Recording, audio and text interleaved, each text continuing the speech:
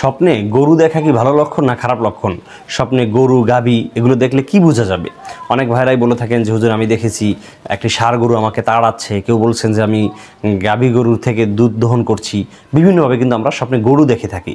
মনে রাখবেন, স্বপ্নে গরু দেখার তিনটি ধরন রয়েছে। এক নাম্বার, যদি কেউ দেখে যে গরু তাকে তাড়াচ্ছে, ধাওয়াচ্ছে, তাহলে সেটা দ্বারা বোঝা যায় তার শত্রু আছে, যেই শত্রুরা তাকে কোনো ক্ষতি সাধন করতে চায়।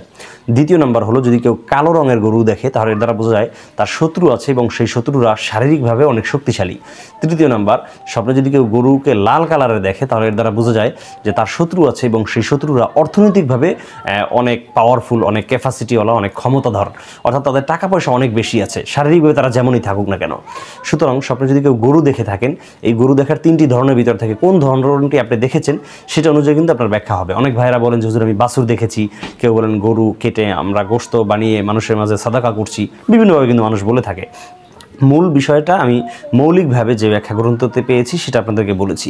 এছাড়া যদি অন্য কোনো ব্যাখ্যা আপনাদের প্রয়োজন হয় তাহলে অবশ্যই ডিসক্রিপশন বক্স থেকে পেজের লিঙ্ক নিয়ে সেখানে আমাকে মেসেজ করবেন। ইনশাআল্লাহ আমি সেখানে আপনাদের উত্তর দেওয়ার চেষ্টা করব।